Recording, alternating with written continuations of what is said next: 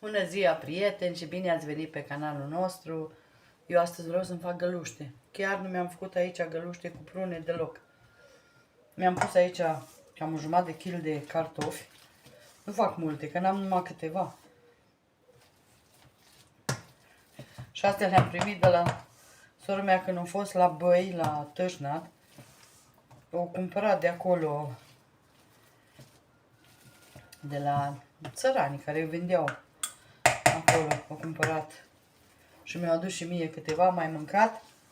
Și ce să fac, dacă anul ăsta nu avem, până acum aveam, de nu mai știam unde să le punem, da, și anul trecut au fost puține, dar acum a fost anul ăsta, eu am fiert acum cartofii în apă cu sare, nu i-am fiert în coajă, i-am fiert așa, i-am curățat, acum îi zdrobim bine.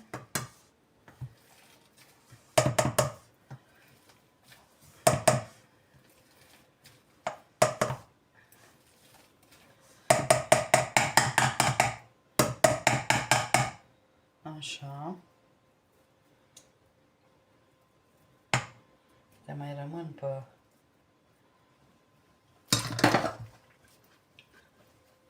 Acum, dumneavoastră, dacă nu aveți untură, puteți să băgați ulei. Eu bag cam așa, o lingură de untură, nu mult.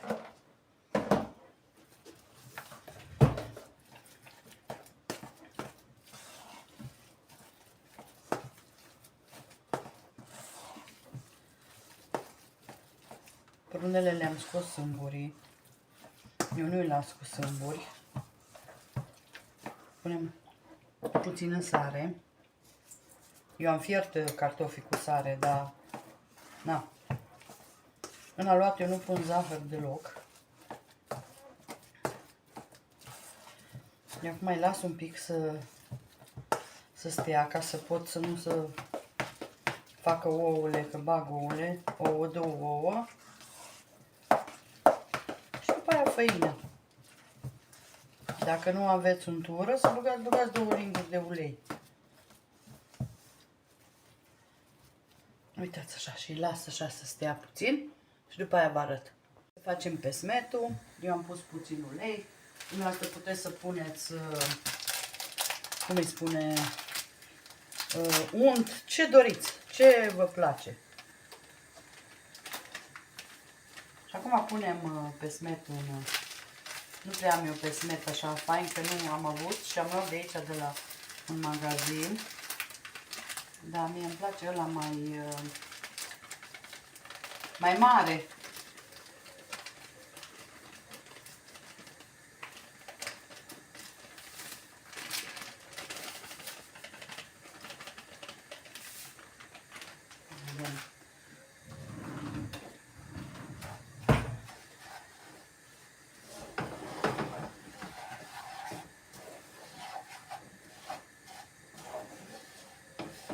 Prăjim pâine, bine. Mă gândeam, știți ce mă gândeam? Că mai bine îmi făceam eu cam pâine și o băgam la cuptorul uscam. Aia mă gândeam eu acum. Că mai bine îl făceam eu, da? Bune, acum de data asta principalul să aibă gustul bun și o să punem și scorțișoară.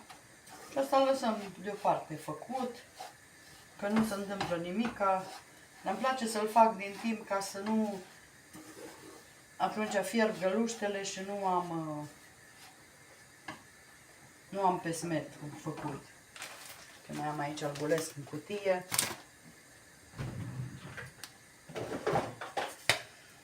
Acum ai soțul la cumpărături și am zis să-mi iei din oraș, că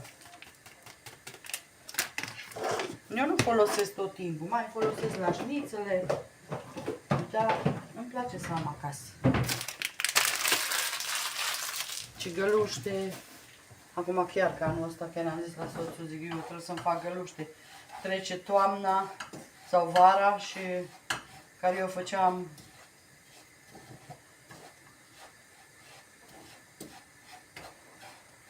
eu pun la urmă scorțișoara. Acum dumneavoastră faceți cum știți. Place să-l prăjesc așa bine. În Austria am mai făcut, ați văzut, cred că cu caise am făcut, cred că. Sau am făcut și cu prune, nu mai știu. Nu mai știu acum, dar cu caise știu 100.000 că cred că am făcut.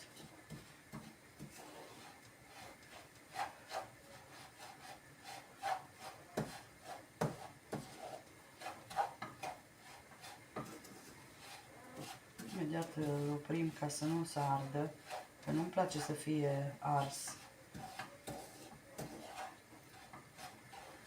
Înainte mama mea făcea din miez de pâine. Erau așa bucăți mai mari, mai... De unde aveam noi pe smet? Pâine, mai ales pâinea de casă. O sfărâmița bine și făcea...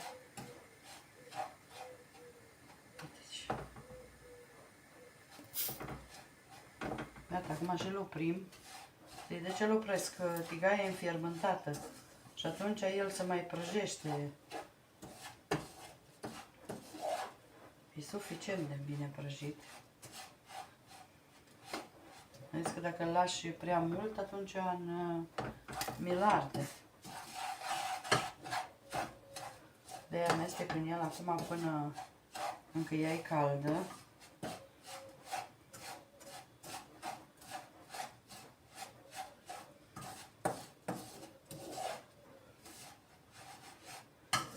Așa. Acum pun eu scorțișoară.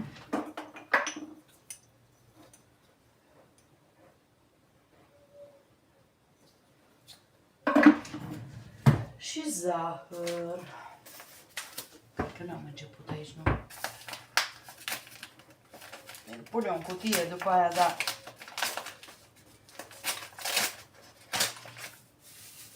Acum zahăr și astea puneți după gust. Eu înainte nici nu mai puneam, acum mă mai pun în pesmet. Eu puneam numai pe fiecare rând, așa. După îmi puneam pesmetul, puneam...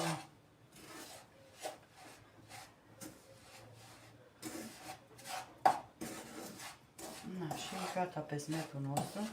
Putem să ne apucăm de aluat.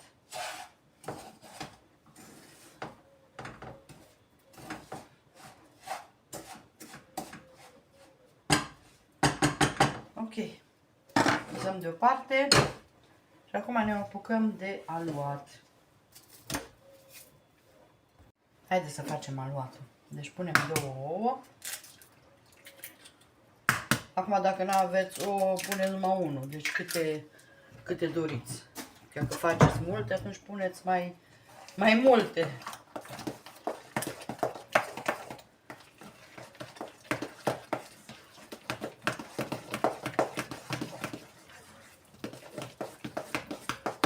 Cartofii mei au fost cam apoși. Au fost din ăștia albi. Dar au fost cam apoși. Am văzut eu la ziua lui Costel, când am făcut pireu, că au fost cam apoși. Apropo, dacă n-ați fost la Lidl, este făina aia la 2 kg. N-am luat, sper să nu e Costel, că eu am. N-am fost, când am fost la Timișoara, am fost cu prietena mea că și-o luat. Și am văzut că e la reducere 3,50 lei, cred că. 2 kg, de se merită. Eu mai am din aia, mai am un sac întreg din aia de la moară, direct, să facă, cred că de 2 ani am aia. Faceți cu lingura cât puteți, imediat îmi bag mâna.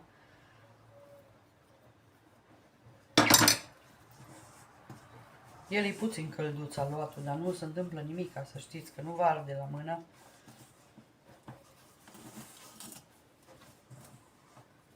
Puteți lucra cu el foarte bine.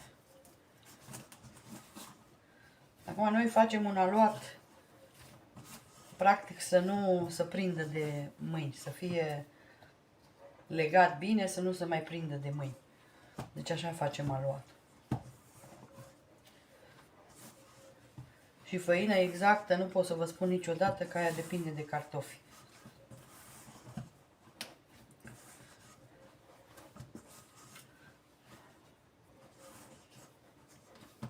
Imediat îl pun eu pe masă, că eu mai bine îl frământ pe masă. M-am zis că să-l încerc să-l mai fac aici.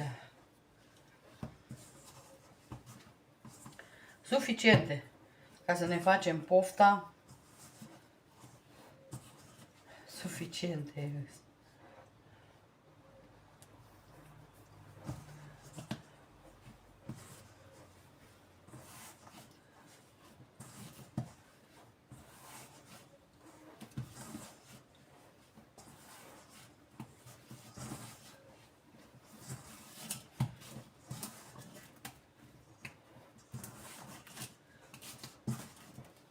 Așa.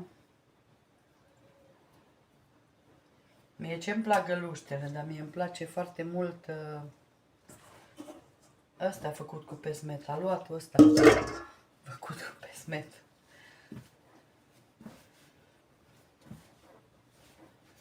Altă lume am văzut că fac altă rețetă, ca cu aluat din ăsta opărit. Nu știu dacă mi-ar place. Deci să vă spun că nu știu dacă mi-ar place.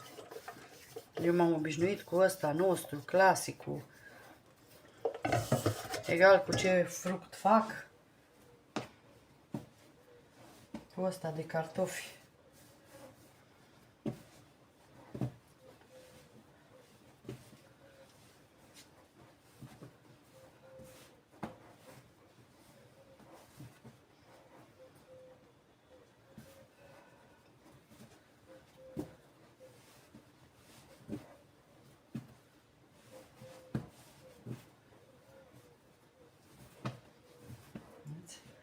Că tot mai trebuie făină, că se lipește.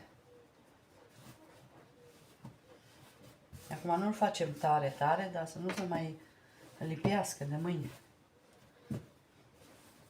Lucrați cu făina, că nu se întâmplă absolut nimic.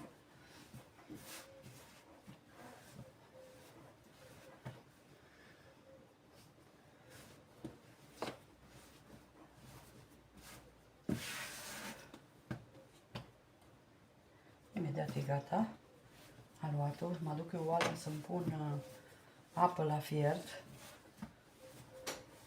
Până eu le fac, ele să fiarbă. Deci ce fain să face, să lucră. Eu am avut, trebuie să mă uit în caiet, că eu am avut și o plăcintă cu cartofi piure, așa, cu cartofi.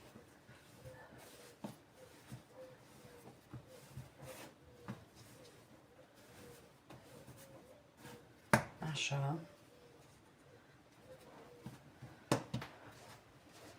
Mă spăl pe mâini și după aia vă arăt în continuare. Haideți să vedem, să facem aluatul.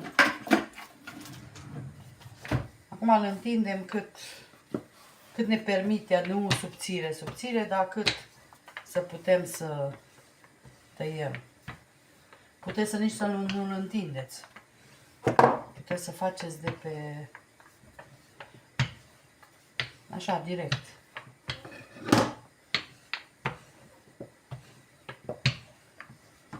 Nici nu mai întind.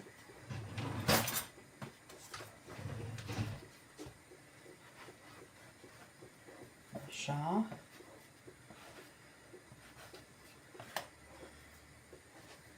Acum luăm o prună. Puteți să puneți în zahăr în ele dacă nu-i destul de dulce. Puteți să puneți zahăr. Hai să pun eu un fund de lemn. Un fund din asta.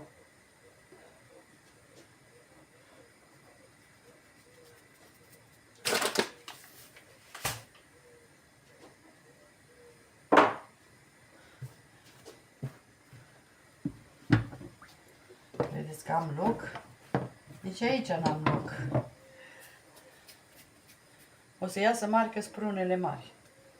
Deci mari o să iasă destul de mari. Că sprunele mari, care e mai mică, pun mai puțin aluat. Acum cum iasă. Una mică, una mare. Mă închideți bine ca să nu...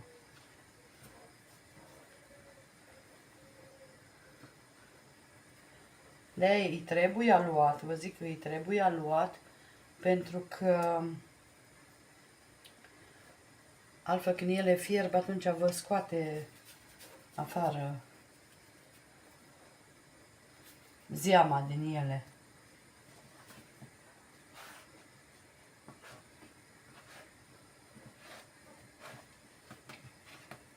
Uite așa, aici am una mică, o pun, e cam moale, dar e coaptă. Bine, nu-s prunele care îmi plac mie. Mie prunele la găluște îmi plac prunele alea roșii, care când ai tăiat din ea să curgă. Da, îs bune și astea. De când nimica.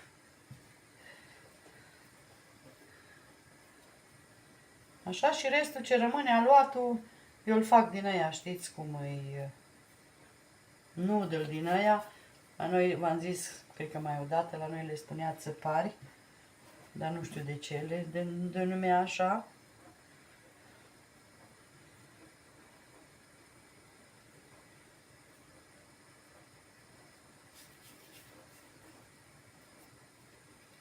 Ele se lucră foarte bine aluatul. Dar v-am zis, vă folosiți de făină. Nu trebuie să... Uite așa.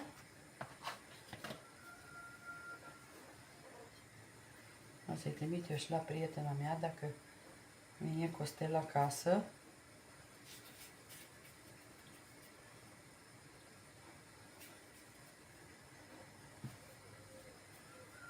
Doamne, când eram fată, vara, asta era imediat. Făceai o ciorbă de ceva, de cartofi sau o supă de roșii. Și asta era mâncarea.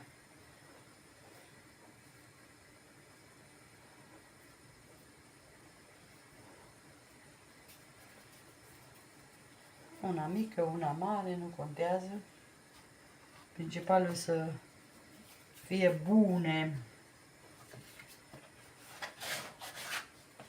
Vezi că dacă n-am pus făină destulă, mi-o lipește.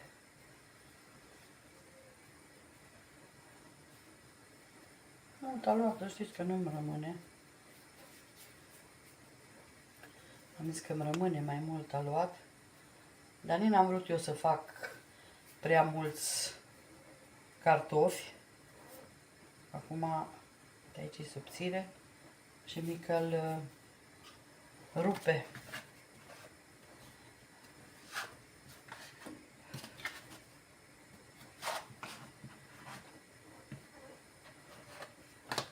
Așa.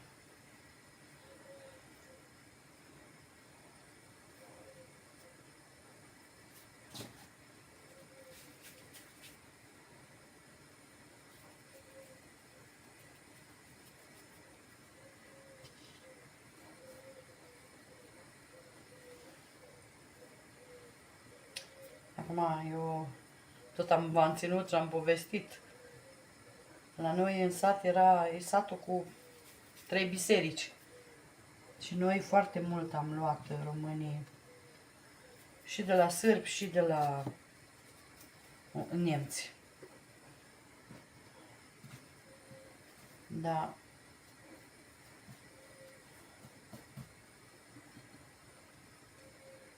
Asta e cam moale. Știți că e bine să faceți cu ele înghețate. Dar eu zic, nu mai le îngheț acum. Dacă le aveți înghețate, așa de bine lucrați cu ele, cu orice fruct.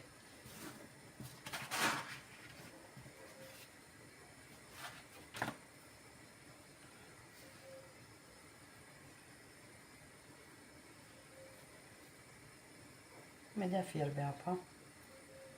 Până eu o să fac ăia ce mi-a rămas aici.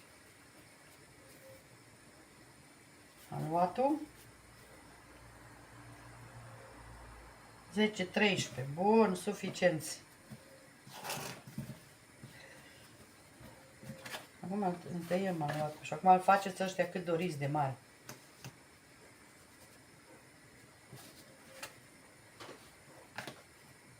Uite, asta nici nu mai trebuie rotit.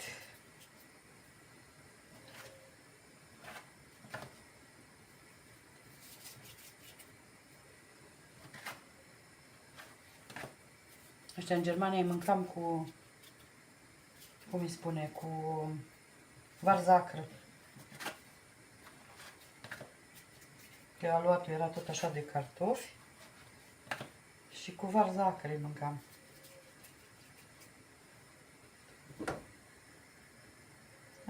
Fierbe apa.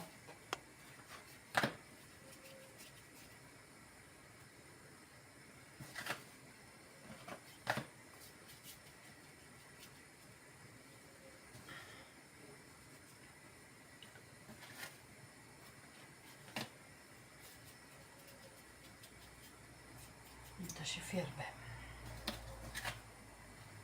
Vreau să vă arăt până le pun la fiert, ca să nu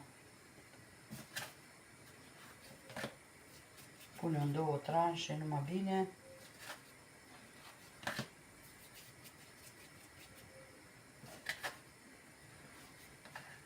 Faceți așa ca viermuleții și dați prin pesmet, oai.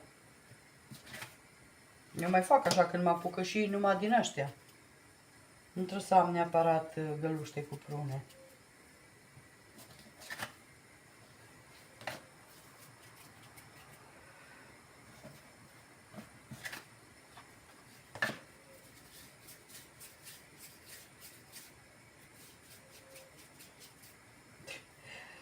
Am vrut să fac dintr-unul și mi-a ieșit doi, dar sunt prea mici.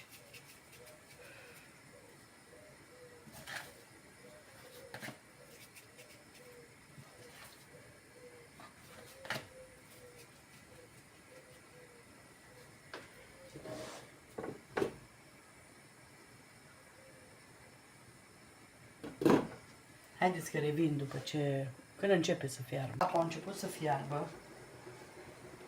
Eu acum pun puțină sare în apă.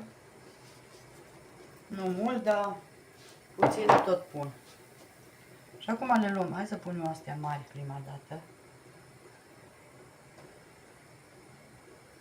2, 3, 4, 5, 6, 7 și mai rămân 7. Păi înseamnă că 14, ce am numărat eu. Bun, 14 îs. Mamă. Faceți așa, ori faceți așa cu ăla, ca să nu se prindă, că ele au tendința de se aprinde de fund. Aia depinde și de oală.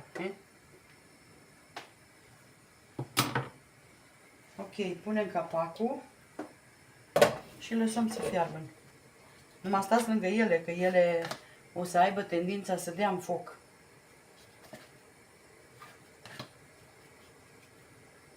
O să gat cu ăștia.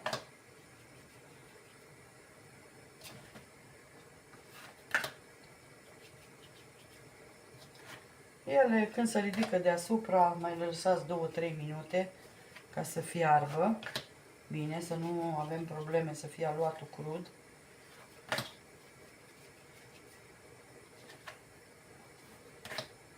Mai ales la ăștia când se ridică deasupra puteți să-i și luați. Dar eu la găluște le mai las un pic. Știți cum eu le caut? Eu bag, iau scot una afară și pun degetul în aluat, îl bag așa în aluat. Și dacă intră degetul fain, moale, atunci e gata.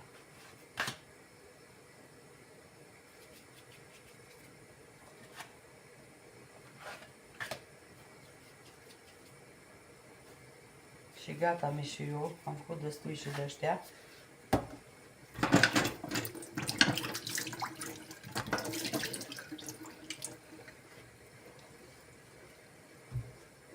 Așa mai vă uitați la ele ca să nu se prindă. Că v-am zis că ele au tendința să se prindă. Ok, și revin. Haideți să vedem acum. Hai să-mi pun aici.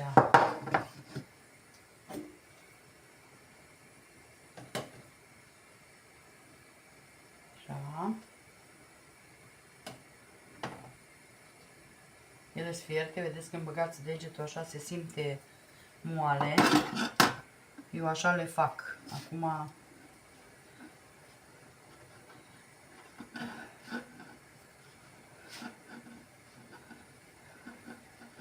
dăm prin pesmet. Scot așa tot câte două, ca să nu se ude așa tare pesmetul, știți? Că pesmetul se udă de la ele cum îs. Dar așa fierbinți le dați prin pesmet, că atunci se prinde bine.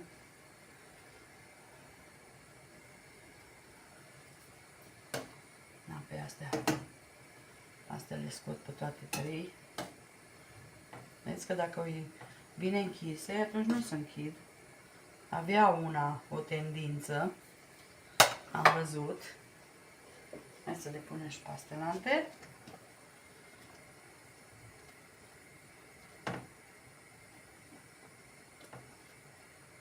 Așa.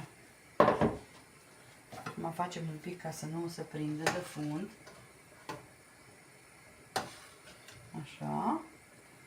Și punem capacul și le lăsăm să fiarbă. Nu puneți capacul de tot, ca să nu dea în foc. Și noi continuăm cu astea. Vedeți de ce am zis că vreau din ăla mai mare, că mai bine arată pesmetul. Mai bine se prinde pe ele. Deci care e măcinat mai mare, puțin. Așa, o să le înghesui eu aici, să fie trei pe rând. Și eu o să le fierb toate și după aia vă arăt. O să vă tai secțiune să vedeți. Dar v-am zis, nu sunt prunele care trebuie. Trebuia prune din alea, nu bistrițe, din alea roșii, că când ai tăiat o să curgă, mie așa îmi place. Da? Ca să ne facem poftați bune. Revin. Și haideți, prieteni, că mai gata era să nu mai am să vă filmez. Uitați ce bine arată. Vedeți? Brunele, dacă erau mai zămoase, ieșeau mult mai faine. Dar sunt super și așa.